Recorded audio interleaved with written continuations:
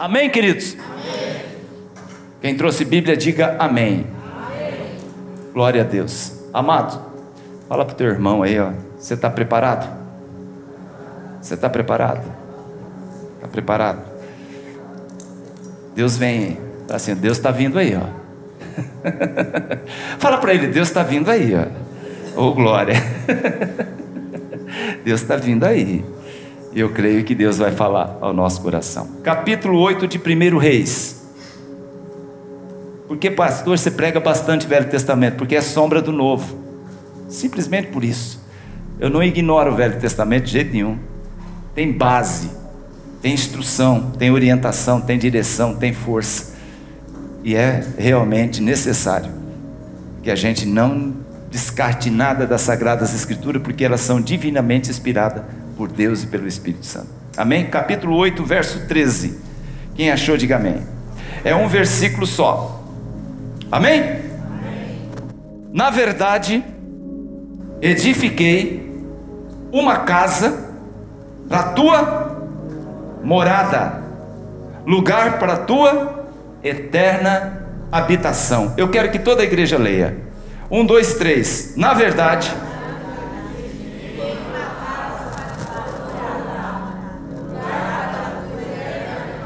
mais uma vez, agora vai cravar na sua mente e no seu coração. Na verdade, edifiquei uma casa para a tua morada, lugar para a tua eterna habitação. Amém? Amém? Pode sentar. Nós tivemos recentemente um evento dos homens. Encontro de homens. E lá, na introdução, nós falamos de homens que subiram a montanha.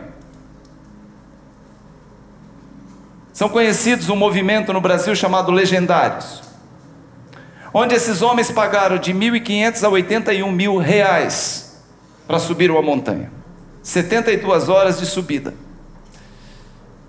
Esses homens pagaram para subir uma montanha e chegar lá em cima e gritar, urrar, e tentar ter uma resposta de Deus, um encontro com Deus. Nós sabemos que esse grupo com máscara religiosa, mas de viés ideológico, político, o que eles querem, na verdade, é uma alta afirmação da sua masculinidade. Suas motivações não me interessam. São certas ou erradas, isso eu não vou discutir. Só não participo, mesmo porque eu não tenho 81 mil para pagar. O fato é que eu observei naquele grupo a determinação.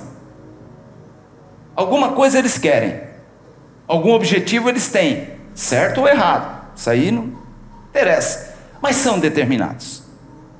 Assim como são determinadas algumas crenças, assim como são determinadas algumas ideologias. E uma das coisas que mais agrada a Deus é esse termo, determinação. Pelas coisas certas, pelas coisas sagradas, pelas coisas objetivas, pelas coisas que faz sentido. Deus ama quem é determinado.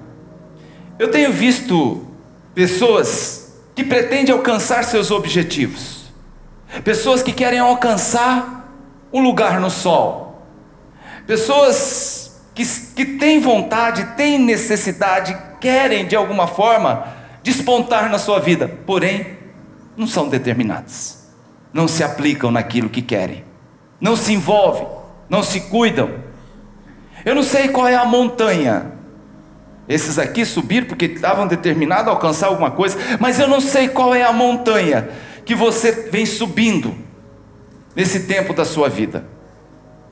Não sei qual é o propósito, eu não sei qual é a sua determinação nessa busca, mas eu já adianto para você que se não houver determinação naquilo que você busca, na sua missão, ela é infrutífera. Eu apenas quero, eu apenas sonho, eu apenas desejo, isso não é determinação. Determinação é arregaçar as mangas e subir a montanha. ir atrás, enfrentar os desafios. Quando nós recebemos a missão, a direção de Deus, para abrir o ministério em Jundiaí, nós tivemos que ser, acima de tudo, determinados. E fazer um compromisso, determinados inclusive no compromisso de não recuar. Porque se é a direção de Deus, não tem recuo. Porque o meu justo viverá pela fé. E se ele recuar, se ele retroceder, a minha alma não tem prazer nele. Isso estava no meu coração. Se eu retroceder, Deus não tem prazer naquilo que eu me coloquei a fazer. A montanha da dificuldade era muito alta quando nós começamos. Mas a nossa determinação também era. Você pode ter uma montanha difícil para subir. Ela pode ser enorme, mas a sua determinação em subi-la também tem que ser alta. Tem que ser forte. Você tem que focar, você tem que ter a mira certa, você tem que ser um sniper naquilo que você está mirando. Eu não posso me desviar daquilo que eu me coloquei, daquilo que eu estou determinado a conseguir. Nós escalamos esse processo, esse período, esse tempo, essa fase com dificuldade. Teve cansaço, teve gastos, mas o objetivo era o seguinte: não olha para trás. A mulher de Ló olhou para trás. Ela viu que ela estava deixando. Nós não vamos olhar para trás. E essa mensagem eu vou trazer em breve. Sem olhar para baixo, olhando firme para aquele que é o autor e consumador da nossa fé, nós continuamos, olhando para o propósito. E qual era o propósito? Vencer essa montanha. Pessoas hoje olham para a nossa igreja e talvez pensam que foi fácil. Nós nunca pensamos em recuar, nunca pensamos em retroceder, só continuar sem parar. Começo foi fácil, pastor? Não, começo foi muito difícil. Como todo começo, pouca gente, poucos obreiros, exigindo o máximo da minha esposa e dos meus 2 filhos. Foi uma luta. Viajando todos os dias, imagina, viajando todos os dias de São Paulo para Jundiaí, porque nesse período eu mudei para Jundiaí, para São Paulo. Minha filha estava estudando lá, meu filho estava estudando lá, a gente tinha trabalho, tinha empresa lá, eu precisava fazer um tratamento lá, e nós mudamos para lá, deixamos a nossa casa aqui, e a gente vinha quase todos os dias. Todos os dias. Não era fácil. De São Paulo para Jundiaí. Nós gravávamos programas, eu entregava na rádio CD, ministrava uma palavra às 6 horas da tarde e voltava para Jundiaí, para São Paulo, para gravar um programa, muitas vezes eu e o Luiz Fernando até meia-noite no estúdio gravando as mensagens do dia seguinte. Tudo isso para fazer a igreja se tornar conhecida. Loucura, pastor? Loucura todos os dias. Loucura, mas com determinação. Nós não vamos fugir, nós não vamos retroceder. E meu filho falou: nós não vamos. Teve uma noite que a gente gravou 9 mensagens. 9! Você sabe o que é 9 mensagens de 45 minutos, 50 minutos? Que hora você foi dormir? Não lembro. Eu só sei que nós perdemos as 9 mensagens depois num erro de computador. Você sabe o que é perder 9 mensagens? Mas pensa nos caboclos ruins. Falou: não, nós vamos gravar 9 melhor ainda. Colocamos o joelho no chão, oramos a Deus, Deus deu a direção e a gente gravou porque tinha que entregar. Então, amados, a montanha era alta, mas nós fomos subindo. Hoje, como que é, pastor? Já estabilizou? Não, acho que a gente está no meio dela. A gente continua subindo, só que agora a gente não tem só 4 obreiros. Fizemos a última reunião, pastor Marcos, pastor Ari, nós tínhamos 73. Fora os que estavam faltando, fora os que estavam lá no Beto Carreira, aleluia. Fora outros que não puderam vir, amém? Estavam descansando, estavam trabalhando, estavam lá. 73, já não eram mais 4, pastora Rosana. Aquilo encheu meu coração. Continuamos subindo a montanha agora com novos desafios. Qual é o papel da igreja, pastor? O papel da igreja é ser a montanha, não parar. E quem sobe somos nós. Nós vamos subir, nós vamos vencer. E nós vamos apresentar para o Senhor, porque Ele gosta de gente determinada. Seja assim também na sua vida. Essa tem sido a nossa montanha. E agora eu pergunto para você, para aplicação: qual é a sua montanha? Qual é a sua dificuldade? Qual é o ponto que você precisa ser determinado para poder vencê-la? Você está subindo uma montanha, gente. E qual é o objetivo? Qual é o propósito nessa sua luta, nessa sua subida? Montanha significa o que, pastor? Ela significa desafio, esforço, lutas. Se você parar, você recua. Parado, muitas vezes, querido, te estabiliza ali, você fala: não, aqui está bom. Qual é a sua? Qual é o propósito em querer vencê-la? A minha montanha tem um propósito de Deus, eu já sei disso. Eu sei qual é o propósito que Deus tem na minha vida e na vida da pastora Rosana. Eu sei qual era o propósito dos meus 2 filhos, quando eles foram levados por Deus para a Espanha, saíram daqui ungidos, pastores, tem uma obra lá. Pode acontecer um monte de coisa naquele lugar, mas tem uma obra, tem uma montanha a ser vencida lá, num país que já não é mais evangélico. A sua montanha, Deus tem um propósito nela. Amém, amados? Fala para essa pessoa que está ao teu lado: Deus tem um propósito na sua montanha. Deus tem um propósito na sua vida. Quem são? Porque a gente pode trazer isso para o lado físico. A montanha mesmo. Qual era o propósito? Olha, se você olhar nas Sagradas Escrituras, principalmente no Novo Testamento também tem. As montanhas que os homens de Deus, com propósito e com determinação, subiram. Abraão subiu a montanha. Moisés subiu uma montanha. Elias subiu o monte. Eliseu subiu montes, Jesus subiu, os discípulos subiram, mas subiram todos eles com um propósito. Abraão subiu um dia, o Moriá, para quê? Para cumprir uma ordem de Deus, que era sacrificar Isaac. Mas ele subiu. Ele podia recuar porque ele estaria matando o filho dele, mas ele estava determinado a cumprir uma ordem de Deus. Eu tenho que subir. O filho dele pergunta: pai, eu estou vendo aqui a lenha que está comigo, o fogo que está na sua mão, a faca, o punhal na outra, mas cadê o cordeiro? Parafraseando, ele podia falar assim: eu estou subindo a montanha para um propósito de Deus, então fica tranquilo, porque Deus proverá para si o cordeiro. Moisés também subiu a montanha. Moisés subiu 3 vezes a montanha. A primeira no Horebe, quando ele teve o primeiro encontro com Deus, quando Deus fala assim: tira a sandália dos seus pés, porque o lugar que você pisa é santo.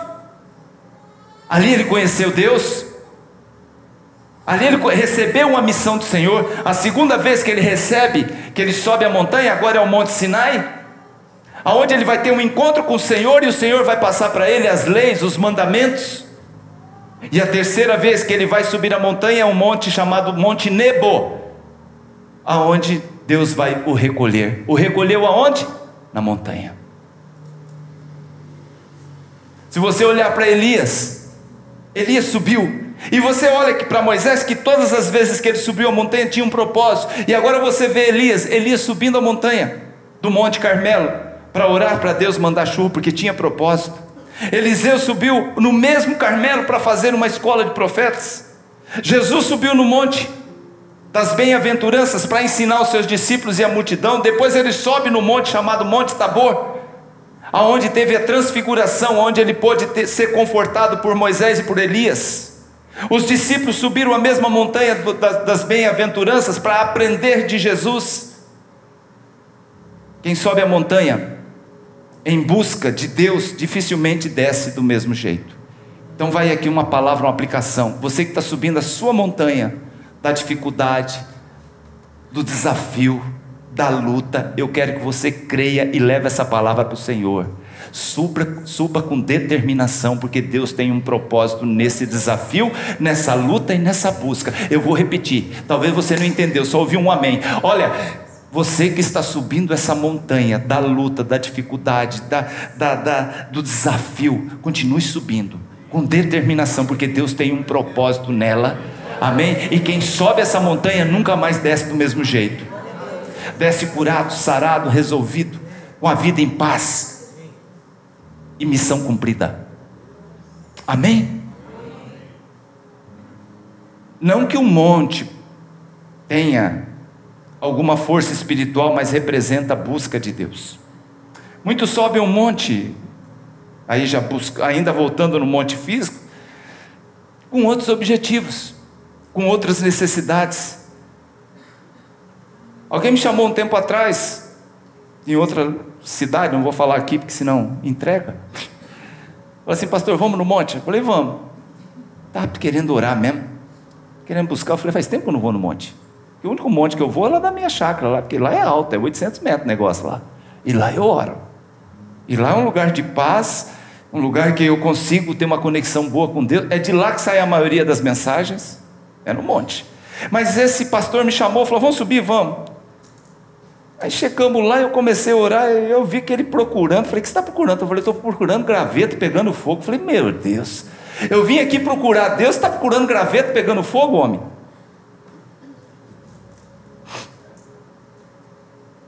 Mas não é sobre montes que Deus quer falar com a igreja nessa manhã. Aqui foi somente uma introdução para chegar no tema principal.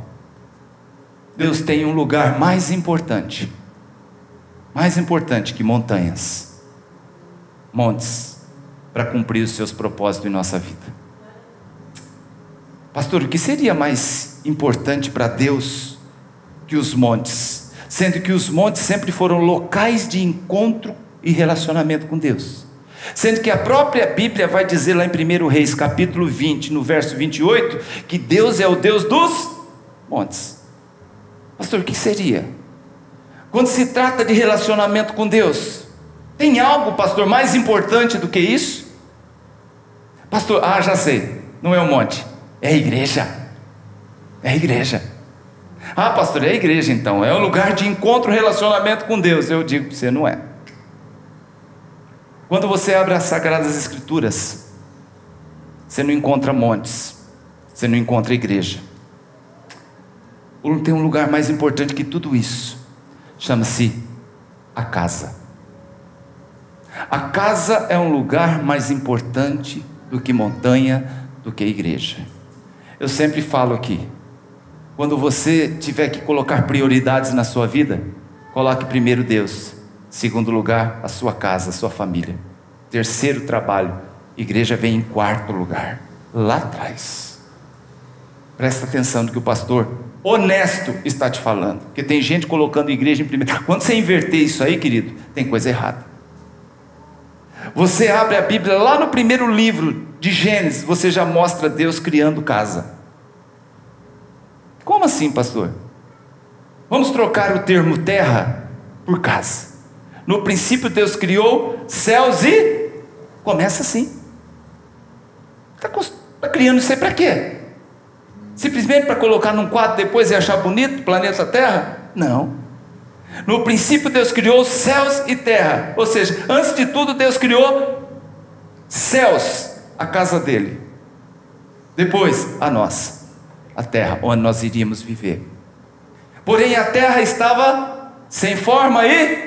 Ele falou que o céu estava sem forma e vazio? Não. Ele disse o seguinte: a terra era sem forma e vazia. Ou seja, ela estava em desordem.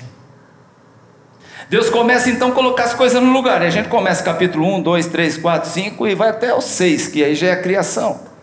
Ele começa a colocar cada coisa no seu lugar, para que houvesse o quê? Harmonia na casa que ele estava criando para o homem. Bereshit é o livro de Gênesis. No vocabulário hebraico, Bereshit é B, começa com B, e o B significa, na palavra hebraica, significa casa. Então começa Gênesis já falando de casa. E Deus faz do céu, a palavra do Senhor, o seu trono, e da terra, escabelo dos seus pés. E Deus cria a casa, coloca em ordem, e em seguida o que ele faz com a terra, que é a casa agora? Ele forma a família. Casa então, pastor, o que significa? Casa significa abrigo. Abrigo de quem, pastor? De uma família. E é sobre isso que eu quero falar nessa manhã. Casa significa responsabilidade de uns com os outros. Casa significa comunhão. Casa significa, a gente brinca às vezes que é a união, família, né? União de vários pecadores, mas está todos eles ali. A primeira preocupação de alguém que pretende formar uma família, o que é? É ter uma casa, ou é alugar uma casa, ou comprar uma casa, é ter uma casa. O diabo, como o diabo não casou, e ele, tem gente que fala que casou, e até dá nome da pessoa, da mulher que casou com ele. Eu falei, não gente, isso é pecado. O diabo não casou, ele não tem casa. A palavra, a gente lendo a Sagrada Escritura, a gente descobre que ele é um turista, inveterado, um andarilho universal que vagueia, procurando uma casa desocupada de Deus para ele habitar. Eu quero que você preste muita atenção, amém? Você está aí? Glória a Deus, aleluia, amém? Preste atenção na palavra, que ela é pastoral nessa manhã, ela é de ensino, e ela nos ajuda a entender, porque eu trago para o nosso dia a dia, para a nossa vida. Primeiro nós falamos da montanha, que é o desafio, que são as lutas que nós enfrentamos, que a gente não pode parar de subir, porque Deus tem um propósito nessa montanha. Mas o texto principal que nós falamos aqui, já logo no começo, 1 Reis capítulo 8, verso 13, é sobre a casa. Então o inimigo, ele não tem casa, ele vive vagueando, ele parece um maluco, por assim para baixo, procurando uma casa que não tem Deus, esteja desabitada para ele habitar. Você lembra quando Deus pergunta lá em 1 Jó capítulo 1, quando os filhos de Deus se apresentam diante do Senhor, no céu, na casa de Deus, no céu, e Deus pergunta para Satanás o seguinte: ô cara, por onde você tem andado? E ele diz o quê? Por passear pela terra e rodear por ela. Procurando o que, gente? Procurando a minha e a sua casa. A casa na Bíblia tem um significado muito importante para Deus. Qual é o significado, pastor? Significa lugar. Mas ele pode ser um lugar que pode ser bom e pode ser ruim. E agora estou pegando você. A casa, ela pode ser boa ou ela pode ser ruim. Pode ser um lugar bom ou pode ser um lugar ruim. Pode ser um lugar sagrado ou pode ser um lugar profano. Não tem como ser a mesma coisa, bom e ruim. Não tem como ele ser sagrado e profano. Não tem como ele ser seguro e perigoso. Não tem como ele ser alegre e triste. Você decide. Como é a tua casa? Bom ou ruim? Sagrado ou profano? Seguro ou perigoso? Alegre ou triste? Onde o Espírito Santo habita ou o diabo visita? Como é a tua casa? Quem define como é a sua casa? Não é Deus, não é o diabo. Quem define como é a minha casa? Não é Deus e não é Satanás. Quem define como é a minha casa sou eu. Sou eu. Por que sou eu, pastor? Porque você é dono. Você é dono da sua casa. Quem protege e preserva a sua casa, a sua família, é você. Quem sabe quem deve entrar e quem deve sair de dentro da sua casa é você. O inimigo mandou um cunhado lá para minha... Não é inimigo não, Zé, você que abriu a porta para esse cunhado. Não vou nem falar da sogra, vou falar só do cunhado. Cunhado não pega pesado. O que eu permito que entre na minha casa? Gente, tem irmão que recebe umas vizinhas, é carente de conversa e aceita qualquer um dentro da sua casa. Aceita qualquer um no seu WhatsApp. Aceita qualquer um no seu lar. O que permito que entre na minha casa revela o que eu quero para a minha vida e para a minha família. Na casa de Adão, começo, você acha que Adão morava debaixo de uma bananeira? Debaixo de um pé de árvore lá? Ah, que legal hoje. Não tem cozinha, não tem sala, não tem quarto, não tem nada. Habitação, gente. Ali naquela casa, vamos chamar então aquela casa, o jardim onde ele morava, Ele permitiu. Permitiu o que, pastor? Que entrasse o inimigo, que entrasse a perigosa serpente, travestida de bondade, travestida de amizade, que trouxe conselhos, e ao ouvir os conselhos que ela deu, falou assim: são ingênuos esses conselhos, acharam que não havia problema nenhum em ter uma amizade com aquela criatura, afinal, parecia tão legal, amiga inofensiva, olha que coisa linda. Ou você é ingênuo em achar que foi no único dia que a Eva e o Adão encontraram aquela serpente, se tornaram amigos, já apresentou a árvore, já comeram do fruto, já se perderam, já pecaram e Deus apareceu. Você acha que foi num único dia? Você acha que as coisas de Satanás é assim? Numa pancada só? Não! Satanás é sorrateiro, é sagaz. Ele queria destruir aquela casa, ele queria destruir aquela família, ele queria destruir aquele relacionamento, ele queria trazer vergonha para a sua descendência. Primeiro dia, talvez ela encontra aquela serpente, e ela não dá muita importância, mas aquela serpente começa, eu não sei, ela passou a rastejar, porque Deus disse para ela: você vai comer o pó, você vai rastejar daqui para frente. Mas depois que apresentou ela diante da condenação e da maldição. Mas antes, eu não sei se ela voava, não sei se ela pulava de galho em galho, não sei se ela tinha perna, não sei. Mas a Eva andando, o Adão também via, com certeza. Não foi no primeiro dia. Primeiro um contato leve: oi amiga, tudo bem? A mulher não tinha outra para conversar. O único bicho que estava conversando era ali. Depois, no outro dia: como você está? Como passou? Olha que inofensivo. E vai entrando, e vai entrando, e vai entrando, e os assuntos vão se aprimorando, e a conversa vai se estreitando, até chegar na vida íntima, até chegar no relacionamento, até chegar na vida espiritual dela com Deus, quando ela falou assim: aqui chegou no ponto que eu quero. Quando mostra a árvore: você viu aquela árvore? Eu vi, menina, que árvore linda. Não é verdade que Deus disse que não pode comer daquela árvore? A Eva já está tão ludibriada com ela, já está tão encantada com aquela serpente, falou: é verdade. Ele falou assim: que não pode nem comer e nem tocar. Deus, a serpente falou: opa, peraí, Deus não falou tocar. Ela já está se contradizendo, já é uma porta aberta, porque aquele que não conhece as Sagradas Escrituras como ela é facilmente ludibriado, cai facilmente nas garras do inimigo. Então, amados, o que eu vejo aqui? Ele, por ser sorrateiro, por ser sagaz, ele queria destruir aquela casa, aquela família, trazer vergonha. Aquele casal, com essa amizade que ela permitiu, esse casal permitiu que entrasse na casa dele, você sabe o que se tornou? Aquele casal foi despejado da sua casa. Você sabe o que é isso? Foi despejado do Éden, porque não vigiaram quem entrava e saía. Eles não foram despejados porque teve um problema, uma crise relacional. Eles não foram despejados porque teve um problema no casamento.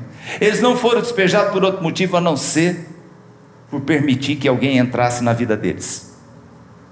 Pior, foram despejados da presença de Deus.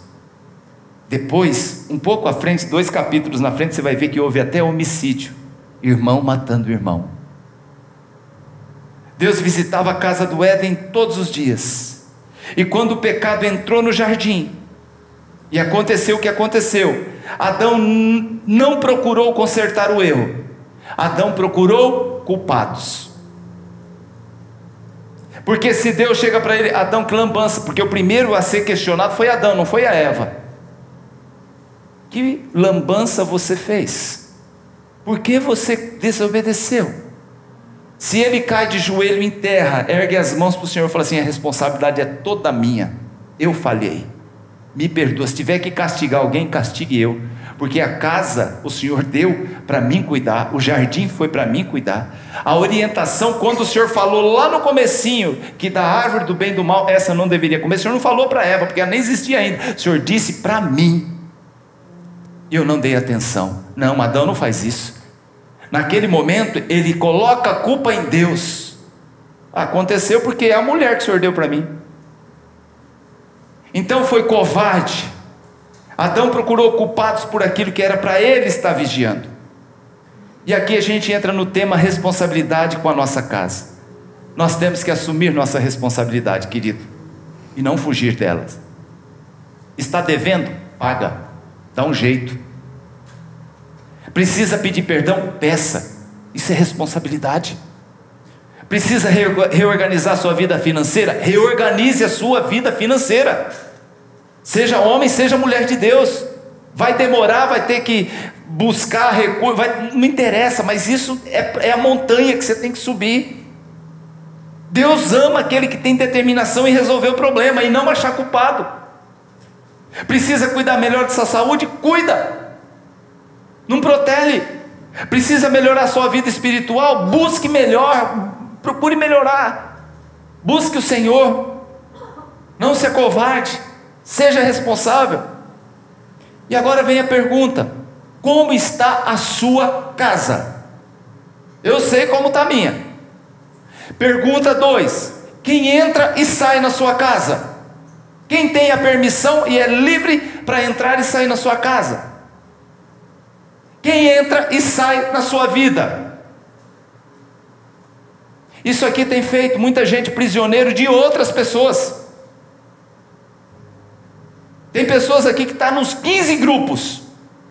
Olha como que está embaraçada a vida dela. E muitas vezes não tem uma versão da Bíblia aqui. Muitas vezes não recebe um devocional. A igreja, ela solta toda semana um devocional top. Uma coisa espiritual, ungida, direcionada por Deus. Quem entra no seu celular? Quem entra no seu dispositivo? Quem entra na mídia social que você tem? Quem entra? Aqui também tem sido a sua casa. Sabe por quê? É aqui que você tem gasto mais tempo. Muitas vezes muito mais tempo do que aqui.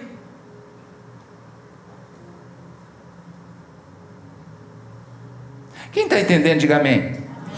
Quem está bravo, pastor, diga amém. Bora. Aleluia, hein? Que bom. Quem entra e sai hoje na sua casa? Quem entra e sai hoje na sua vida? Se Deus perguntasse hoje para você, homem, você que é o chefe da casa, como está a sua casa? O que você iria responder? Homem, você iria responder? Se eu chego e pergunto para você, como está a sua casa hoje? O que você vai responder? Ah, está tudo legal, pastor. Eu posso fazer essa mesma pergunta para sua esposa? Não, pastor, pelo amor de Deus. Não, pastor, não fica arrumando essas confusão, não. Eu posso perguntar para sua filha adolescente? Eu posso perguntar para o seu menino de 8 anos? O pastor, quando vai na casa dos outros, o pessoal às vezes se prepara. Todo mundo treinado, todos os meninos treinados, cachorro amarrado. Os meninos treinados, tudo combinado. Beleza. Mas Deus está fazendo essa pergunta: como está a sua casa? Se a gente for lá em 2 Reis capítulo 20, não precisa abrir. A gente vai conhecer a história de uma mensagem que eu já preguei já 2, 3 vezes esse ano. O pastor Daniel também pregou uma que é sobre Ezequias. E a mensagem era algo assim: coloca a sua casa em ordem. Deus usou a vida do profeta Isaías para falar com o rei Ezequias. Um bom rei. Rei top. E ele disse para o rei Ezequias: Ezequias estava na cama. O profeta chega lá, aponta para a cama, aponta para Ezequias e diz: olha, Ezequias, tem uma palavra de Deus para você. Ezequias falou assim: deve ser a cura, né? Falou: não, coloca a tua casa em ordem, porque da cama que você subiu, você não vai descer, você vai morrer. Olha que palavra linda.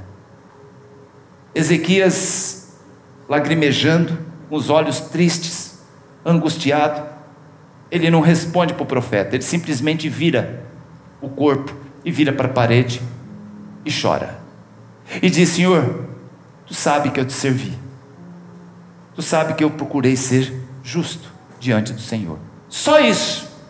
Ele não pediu a cura, ele não pediu nada. Deus ouve aquilo e fica sensibilizado. Isaías, como era um profeta bruto, simplesmente entregou e falou: deixa eu ir embora, missão cumprida. Desceu as escadarias do palácio, está andando no pátio, quando Deus fala: opa, Isaías, volta lá e dá mais 15 anos para o meu servo. Mais 15 anos. Mas eu estava parado aqui, eu estava pensando, na hora que eu olhei nesse negócio aqui, põe a sua casa em ordem. Põe a sua casa em ordem. Eu fiquei pensando, mas o que poderia estar em desordem? Em desordem na casa de um rei? O que poderia estar em desordem na casa do principal mandatário da nação de Israel, um rei querido?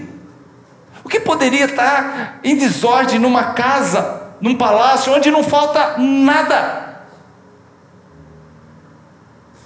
Muitos hoje estão com a vida bagunçada, a casa em desordem, colocando a culpa e achando que é falta de dinheiro. Minha vida só está bagunçada, pastor, porque está faltando dinheiro, porque não está dando conta, porque o dinheiro não está entrando.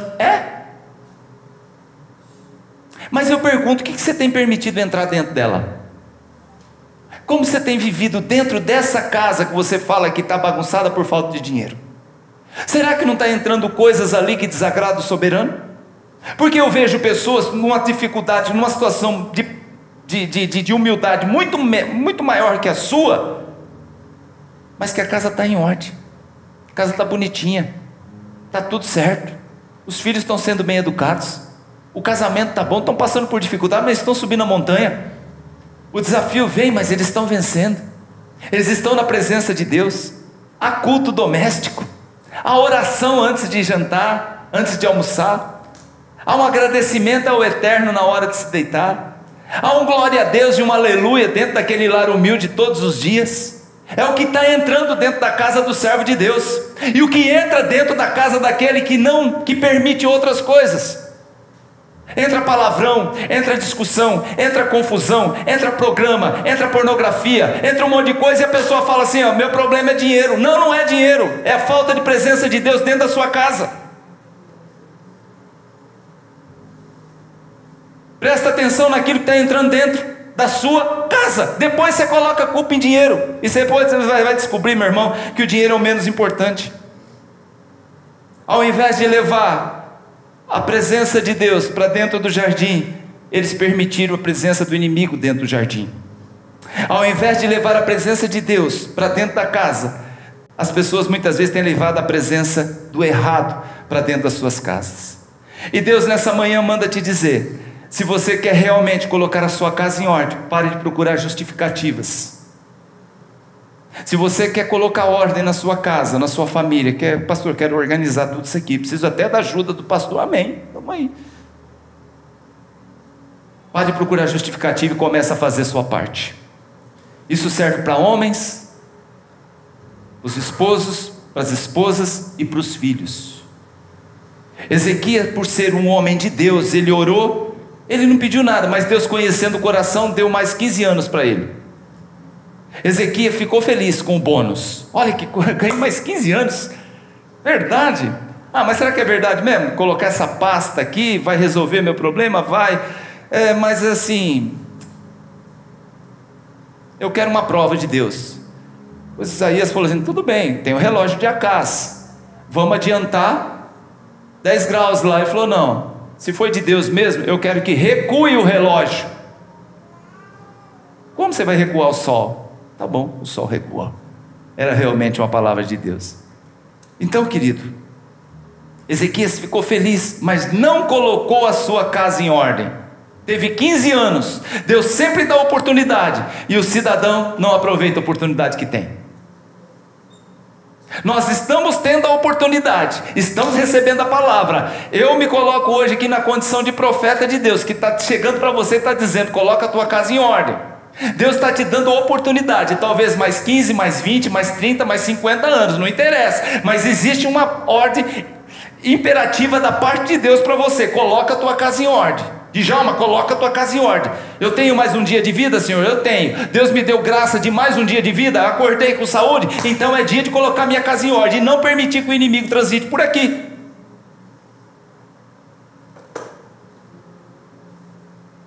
Você pode ser um homem ou uma mulher de Deus e sua casa estar em desordem, e você ainda não se deu conta. O retrato daquilo que Deus estava chamando de desordem na casa de Ezequias veio no reinado do filho dele, chamado Manassés. Pior sujeito de todos os reinos que teve Israel foi Manassés, em todos os sentidos. Esse homem profanou o templo. Ele sacrificou o próprio filho dele a um deus chamado Moloque. A tradição diz que ele cortou Isaías, cerrou o profeta Isaías, que foi bênção na família dele, na vida do pai dele, no reinado anterior. Ele cerrou Isaías ao meio, matou Isaías. Ezequias não entendeu o que era colocar a casa em ordem. Ezequias, nesses 15 anos que ele teve de bônus, ele apresentou a casa dele aos embaixadores da Babilônia. Isaías chegou para ele depois e falou assim: você fez lambança, você não deveria ter mostrado as riquezas de Israel, nem o templo, nem o ouro, nada daquilo que existia no templo do Senhor. Anos mais tarde, a Babilônia invadiu e já sabia o que pegar. Deus é um Deus que ama a sua casa, meu irmão. Deus, Ele quer entrar na sua casa. E eu vou dizer uma coisa a mais: Ele não quer entrar como turista, Ele quer entrar como hóspede. Ô pastor, não como dono, não. Não é como dono. Porque a qualquer momento, como hóspede, você pode mandá-lo embora. Sabia que você pode mandar Deus embora da sua vida?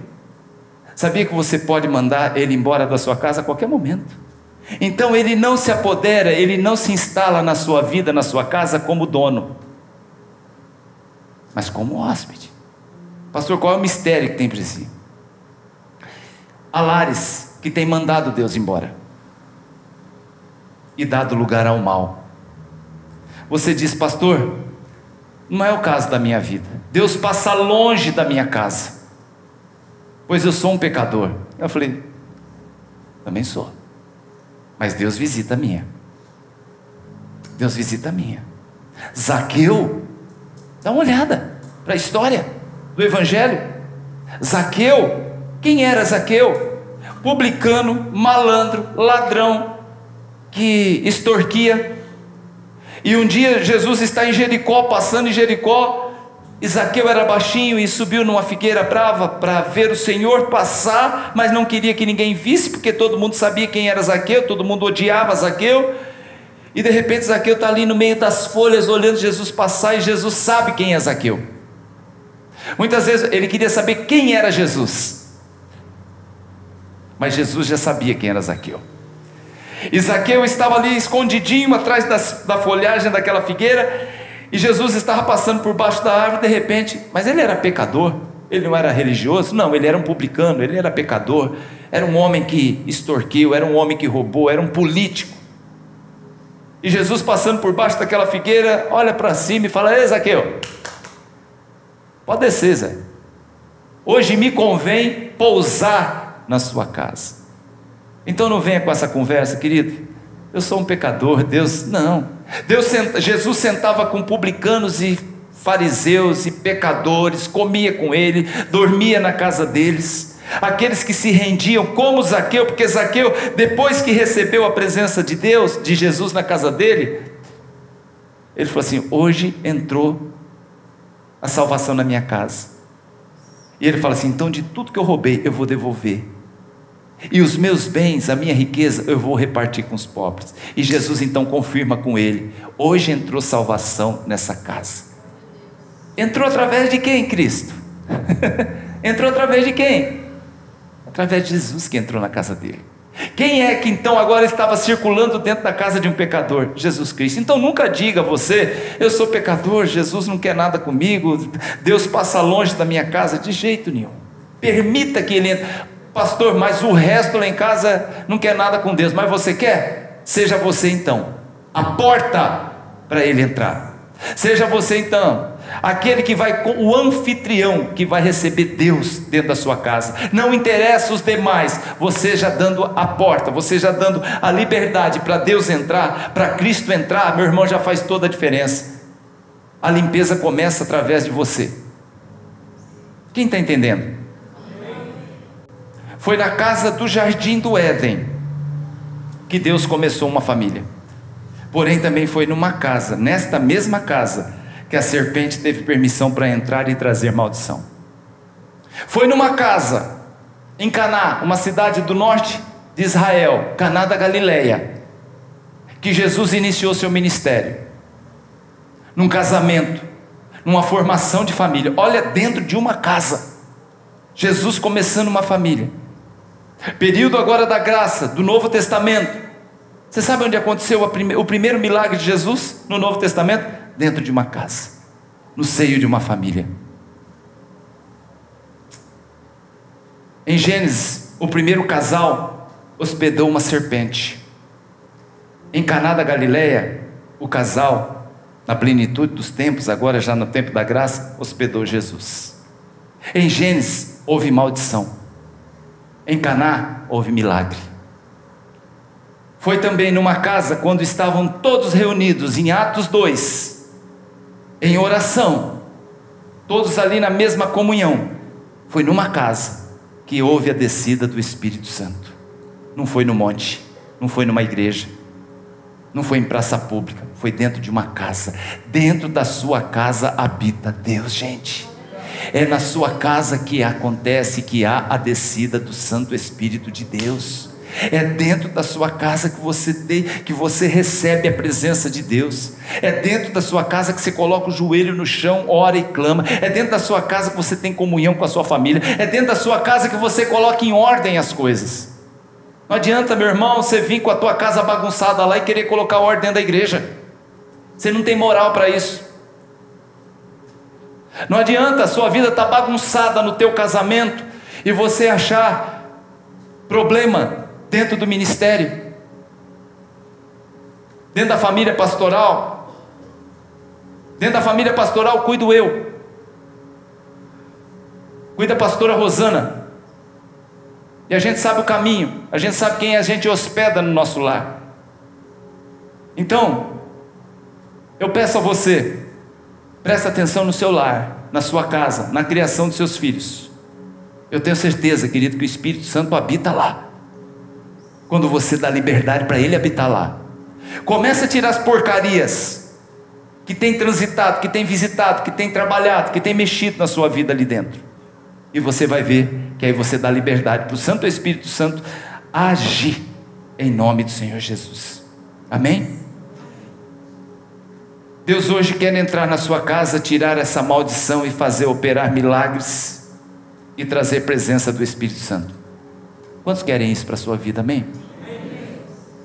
Quem quer as bênçãos do Senhor dentro do seu lar? Quem quer a presença do Espírito Santo dentro da sua casa? Amém, amados? Sua casa, sua família tem hospedado quem? Que tal fazer hoje da sua casa um ambiente limpo, adornado, enfeitado, para a habitação do Espírito Santo? Que tal procurar fazer da sua vida um ambiente para que o Espírito Santo venha habitar, para que Ele venha agir ali dentro? Olha o que acontece quando não é Deus que habita dentro da nossa casa. Lucas 11, capítulo 11, verso 24, quando o espírito imundo sai da casa do homem, anda por lugares áridos, procurando repouso. Olha, ele é um turista, ele está procurando uma casa, ele está procurando um lugar, e não achando, o que ele faz? Ele fala assim: eu voltarei para minha casa. Foi casa dele um dia, você se converteu, entregou sua vida a Cristo, consagrou sua família. Olha o que diz o verso 25, o verso 24. Olha o que ele diz: e não achando outra, pastor Marcos, ele diz: eu voltarei para minha casa. Se tem a presença do Espírito Santo, o que ele vai acontecer? A hora que ele chegar lá, ele vai bater com a cara na porta, porque não entra. Não entra. Voltarei para minha casa, de onde um dia eu saí. Se você um dia saiu do mundo, querido, você expulsou da sua vida o espírito mau, o espírito do diabo, o espírito de Satanás. Se você voltar de novo, eu te garanto, querido, você acabou de tirar o Espírito Santo e deixou a casa varrida e adornada, com tudo aquilo que você aprendeu, que você ministrou, que você fez na casa, e que tudo que você foi preenchido. A casa ficou limpa. Voltou para o mundo, a casa está limpa e adornada. O que ele diz? Eu voltarei para a minha casa de onde eu saí um dia. E tendo voltado, encontra o quê? Sem o Espírito Santo. Versículo 25 do capítulo 11 de Lucas. Depois você anota. Depois você lê. Eu voltarei para minha casa. Chega lá, ele encontra o Espírito Santo. Não tem como ele entrar. Mas se ele chega lá e encontra ela limpa, varrida e adornada, sem a presença de Deus, o que ele faz? Opa! Então ele entra, observa, volta, busca mais 7 demônios, e a palavra do Senhor diz: piores do que ele, e entrando ali de novo, habitam ali. E o último estado, já está falando que é o último, não é o penúltimo, já está dizendo aqui que é o fim dessa pessoa. Então preste muita atenção. Se Deus está dando oportunidade, não perca ela. A casa agora está sendo preenchida pelo Espírito Santo. Não deixe esse negócio, não deixe esse lar, essa casa, essa vida ficar vazia, porque ele vai voltar e ele vai observar. Certeza, ele diz que ele volta, e ele observa, encontrando varrida e adornada, ele, opa, peraí, deixa eu buscar meus amigos. Ele traz 7 demônios piores do que ele. Se ele já era sagaz, se ele já era perverso, se ele já era maligno, a palavra do Senhor diz, é a palavra do Senhor que está dizendo que isso aqui está saindo da boca de Jesus, é Jesus ministrando, então é verdade absoluta, não é nenhum apóstolo, não é nenhum discípulo, não é nenhum profeta, é Jesus falando. Então ele vai e leva consigo agora 7 outros espíritos piores do que ele, e entrando ali habitam. E o último, repete comigo, o último é o que, gente? Último. Você sabe o que significa último em hebraico? Último. E o último estado daquele homem se torna pior do que o primeiro. Às vezes parece que está tudo bem lá em casa, e que não tem muito o que fazer. Mas a pergunta é: está tudo bem mesmo? Está tudo bem com a sua vida? Está tudo bem com a sua vida espiritual? Está tudo bem com a sua vida com Deus? Está tudo bem com a sua família? O seu casamento? Está tudo bem mesmo? Está tudo bem mesmo? Eu vou insistir, não está tudo bem mesmo? Tem coisa ali para colocar em ordem de novo esse casamento? Está tudo bem com seus filhos? Mas está tudo bem mesmo? Quem você hospeda com mais frequência na sua casa? Como eu sei, pastor? Eu pergunto para você: quem você hospeda mais na sua casa? É mais confusão ou é mais paz? É mais alegria ou tristeza? A verdade ou a máscara de uma família perfeita? O amor ou a mágoa? O arrependimento e perdão ou culpados e justificativas? Presta atenção, leva isso para a tua casa hoje. Como você pretende terminar a sua caminhada aqui na terra? Na sua casa, seio da sua família? Ou como muitos, vida toda arrebentada, separação, até termina em clínicas aí porque se perderam? Eu sempre falo, eu sempre dei testemunho aqui que na minha vida eu tive mais exemplos ruins do que bons em relação à família, a lar, a casa, a criação dos filhos e principalmente a casamento. A gente só teve testemunho negativo, ruim nas nossas famílias. Mas quando nós casamos, eu não queria aquilo para a minha vida, nem a Rosana queria isso para ela, porque A história dela também não é muito diferente da minha. A minha casa era novinha, gente. Nós mudamos para São Paulo, a casa era novinha, cheirando tinta, os móveis tudo novo, tudo novinho. A cama era nova, o fogão era novo, a geladeira era nova, o armário era novo, tudo. A casa física estava tudo em ordem. A casa física estava tudo em ordem. Mas o habitar do Espírito Santo, não. Minha vida pessoal, não. Meu histórico familiar, não.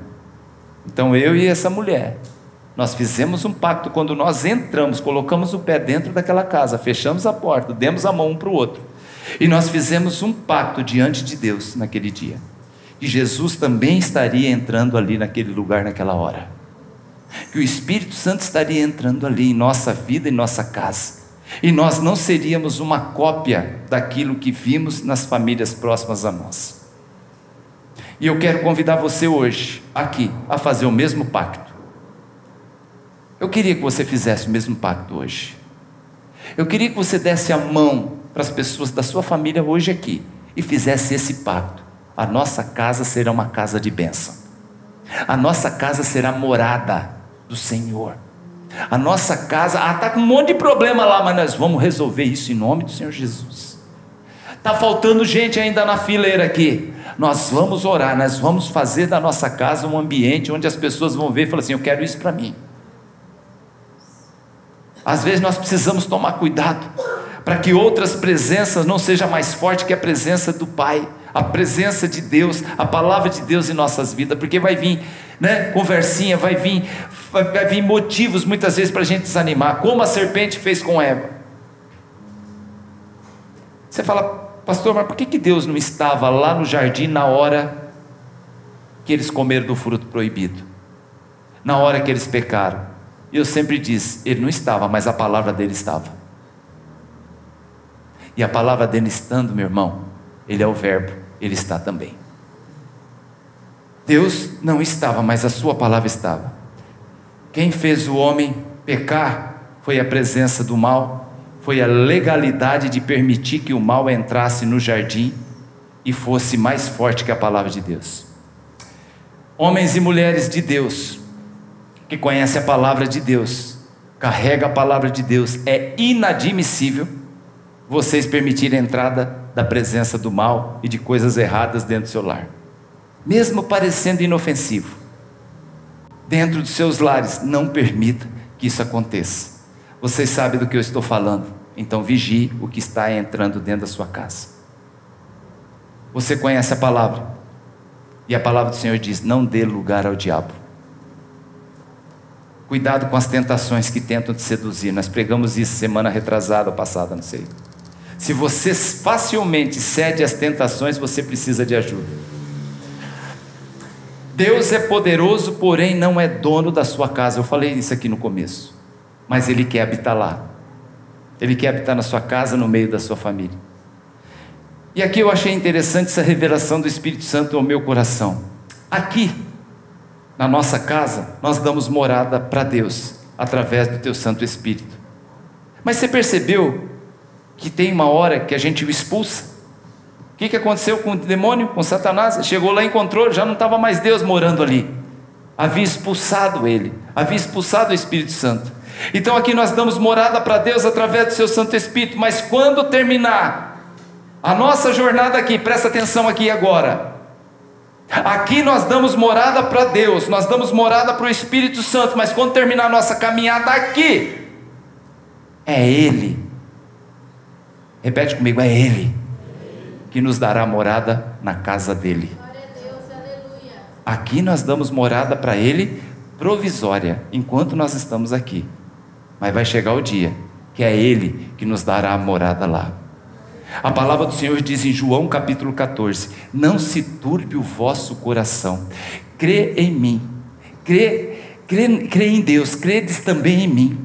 Na casa do meu Pai há muitas moradas, se não fosse assim, não vou-lo teria dito. Vou preparar morada para vós, para que onde eu esteja, vós estejais também. Aleluia, aleluia. Aqui nós damos uma morada para Ele como hóspede, mas lá é morada eterna para nós, na casa dEle, não é provisória. Aqui Ele é nosso hóspede querido, porém temporário, mas lá será a nossa morada eterna. Agora vem a pergunta: a quem tenho hospedado aqui na terra, em minha casa? Quem hospedei aqui na terra, e agora vai a pancada forte.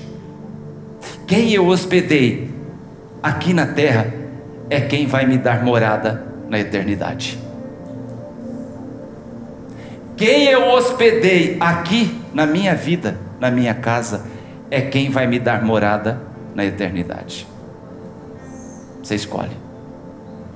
Eu não sei o que o mundo pensa, não sei o que você pensa sobre família e sua casa. Eu só sei o que Deus pensa.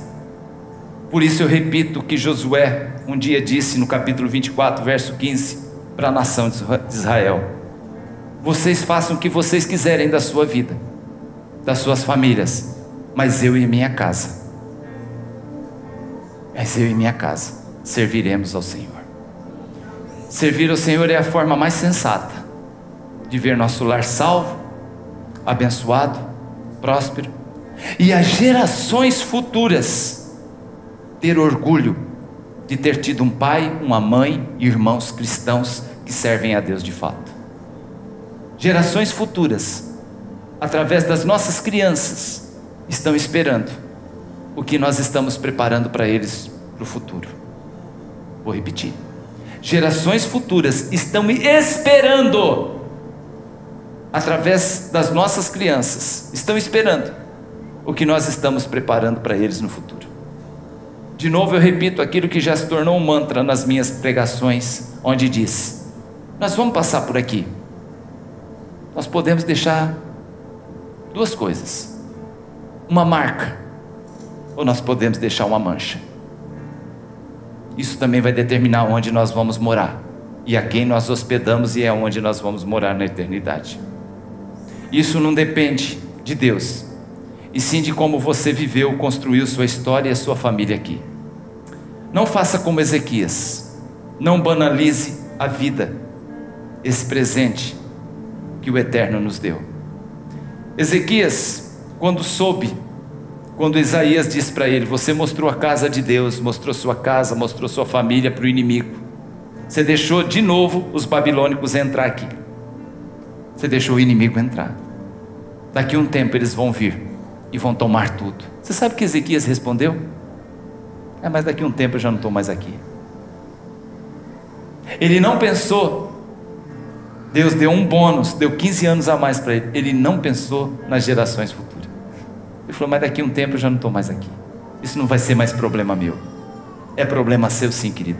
As gerações futuras dependem de você, depende de mim, depende de nós.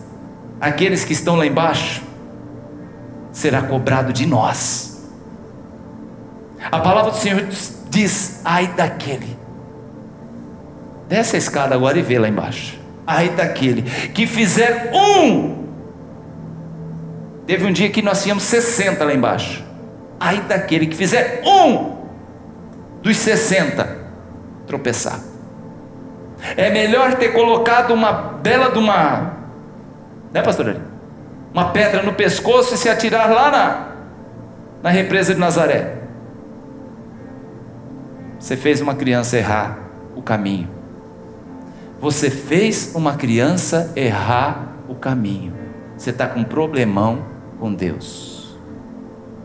Está criando errado, está mostrando errado, está ensinando errado. Você fez uma criança tropeçar. Vai custar caro para ela, porque ela vai crescer errado, mas vai custar muito mais caro para você que fez a tropeçar. Poderia estar trazendo outra mensagem aqui hoje, mas Deus me incomodou nessa, porque é uma palavra de conserto. Você pode passar pela terra e deixar uma marca ou uma mancha, é você que decide. Dá para arrumar, pastor? Dá para começar hoje a arrumar a tua vida, pois ainda dá tempo de colocar sua casa em ordem. Afinal, a minha casa, que é o título da mensagem hoje, a minha casa é morada do Senhor. Se coloque em pé, por favor. O que vem circulando lá dentro revela o que você quer para a sua vida. Se é o Espírito Santo, se é Deus, a minha casa tem que ser morada do meu Senhor.